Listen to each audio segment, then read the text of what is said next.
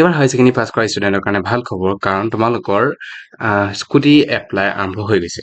যদি চেনেলটো নতুন, প্লিজ চেনেল ছাবস্ক্ৰাইব কৰি ল'বা, কাৰণ মই এনেকুৱা টাইপৰ ভিডিঅ' চাই থাকোঁ। আৰু যদি ফেচবুকত চাইছা, প্লিজ পেজটো ফ'ল' কৰি লোৱা। এতিয়া চোৱা, তোমালোকৰ আৰম্ভ হৈছে আজি, অৰ্থাৎ 29 জুলাইৰ পৰা। 29 জুলাইৰ পৰা তোমালোকৰ অনলাইন এপ্লাই স্কুটিৰ কাৰণে আৰম্ভ হৈছে।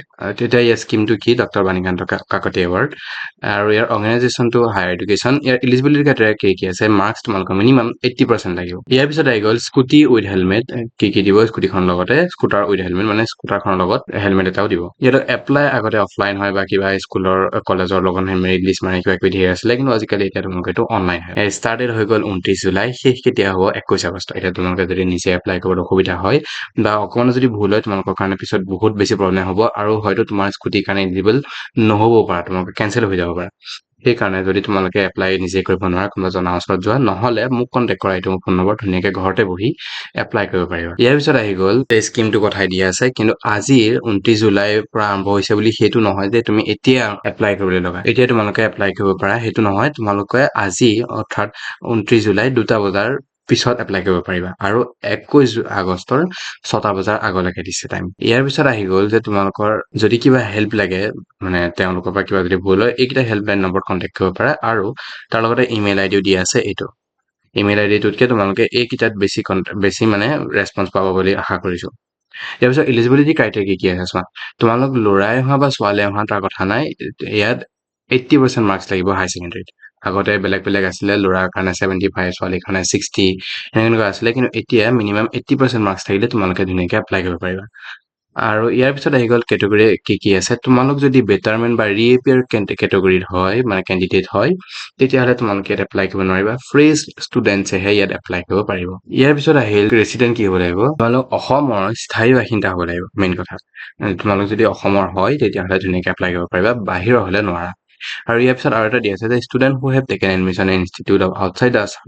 মানে ইয়াত কি কৰিছে যে তোমালোক যদি অসমৰ বাসিন্দা, কিন্তু তোমালোকে বাহিৰত গৈ পেলাই পঢ়িছা, ধৰা দেলহি, ক'ৰবাত JNU, ক'ৰবাত যদি পঢ়িছা, তেতিয়াহ'লে তোমালোকেও ইয়াৰ কাৰণে এপ্লাই কৰিব পাৰিবা। কিন্তু তোমালোকৰ অসমৰ যোনখন পাৰ্মানেণ্ট ৰেচিডেন্স চাৰ্টিফিকেট বা PRC বুলি কয়, সেই PRCখন থাকিব লাগিব।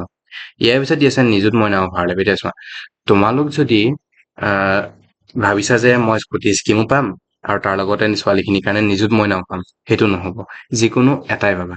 এতিয়া তোমালোকে যদি নিযুত মইনাৰ কাৰণে এপ্লাই কৰা, স্কুটিৰ কাৰণে নোপোৱা। যদি স্কুটিৰ কাৰণে এপ্লাই কৰিছা, তোমালোকৰ যদি স্কুটি আছে, তেতিয়াহ'লে তোমালোকে নিযুত মইনাৰ কাৰণে নোপোৱা। ইয়াৰ পিছত আহি গ'ল যে 80% মাৰ্কছ লাগিব, সেইটো ক'লোৱেই। তাৰপিছত আহি গ'ল ইয়াৰ, আৰু তোমালোকৰ হৈ গ'লা লাষ্ট কেণ্ডিডেট। তোমালোকৰ বেচটোৱে হ'ল লাষ্ট বেচ। মানে ইয়াৰ পিছত 27 চনৰ পৰা কোনো স্কুটাৰ বা কোনো স্কুটি তেনেকে ডিষ্ট্ৰিবিউচন নকৰে। ইয়াৰ পিছত আহি গ'ল প্ৰচেছটো দিয়া আছে, সেইকেইটাই মানে ডিষ্ট্ৰিবিউচন প্ৰচেছটো কেনেকুৱা হ'ব। তোমালোকৰ the least of the students scoring 80% and above marks collected from the school Assam state school education board. তাৰ পৰা মানে তোমালোকৰ মাৰ্কছখিনি কালেক্ট কৰা হ'ব, সঁচাকৈ তোমালোকে 80% পাইছা নে নাই। আৰু এলিজিবল ষ্টুডেণ্টছে তোমালোকে ছাবমিট কৰিব পাৰিবা। এটা প্ৰভিজনেল মেৰিট লিষ্ট এনেকৈ মৰা হ'ব, তাৰপিছতে ফাইনেল মেৰিট লিষ্ট মৰা হ'ব। আৰু ইয়াৰ পিছত আহি গ'ল তোমালোকৰ নটিফিকেশ্যন যাব নোডেল অফিচাৰ, কলেজত থকা নোডেল প্ৰিন্সিপালছ। তাৰপিছতে থাকিব ইয়াৰ তোমালোকৰ তাৰ পৰা এপ্ৰিচিয়েশ্যন চাৰ্টিফিকেটখন লৈ তোমালোকে এলত যোনখন ডিলাৰ এলত কৰা হৈছে, এইখন ডিলাৰ যাবা, সেইখন ডিলাৰ যাবা বুলি, মানে যোনখন ডিলাৰ এলত কৰা হৈছে সেই ডিলাৰত গ'লে কণ্টেক্ট কৰিব লাগিব। তাৰপিছত তোমালোকে স্কুটি পাই যাবা, ঠিক আছে। সেইটো সুবিধা তোমালোকে পাৰিলে চেনেলটো ছাবস্ক্ৰাইব কৰি লোৱা, কাৰণ মই এনেকুৱা টাইপৰ ভিডিঅ' চাই থাকোঁ, চাকৰি ৰিলেটেড বা এনেকুৱা স্কিমছ ৰিলেটেড, চৰকাৰী চাকৰি, ঠিক আছে। ইয়াৰ পিছত আহি গ'ল কেনেকৈ এপ্লাই কৰিব লাগে, সেইটো দিয়া আছে। গতিকে মইতো ক'লোৱেই, তোমালোকে যদি নিজে অসুবিধা পোৱা মোক কণ্টেক্ট কৰিব পাৰা, এইটো মোৰ ফোন নম্বৰ। ইয়াৰ পিছত এখন ইম্পৰ্টেণ্ট ডেটছ কি আছে চোৱা। এতিয়া চোৱা, ইয়াত আজিৰ পৰাতো এপ্লাই হৈছে ন, 29 জুলাই 2টা বজাৰ পৰা। আজি 29 তাৰিখৰ 2টা বজাৰ পৰা এপ্লাই হৈছে। আৰু ইয়াৰ পিছত এপ্লাই লাষ্ট ডেট হৈ গ'ল 21 আগষ্ট। 21 আগষ্টৰ 6টা বজাৰ আগতে তোমালোকে এপ্লাই কৰিব লাগিব। প্ৰভিজনেল লিষ্টখন কেতিয়া মাৰিব? 25 আগষ্টত। Claims and objection 25 to 30 August. আৰু ফাইনেল লিষ্ট মাৰিব তোমালোকৰ 10 ছেপ্টেম্বৰ।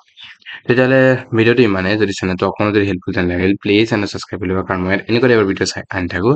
আৰু যদি ফেচবুকত চাইছা, প্লিজ পেজটো ফ'ল' কৰি লোৱা। আৰু যদি এপ্লাই কৰিব লাগে, তুমি ফোন নম্বৰ ধুনীয়াকৈ কণ্টেক্ট কৰি এপ্লাই কৰিব পাৰিবা। তেতিয়াহ'লে মই দেৱজিৎ শইকীয়া, চাইনিং অফ।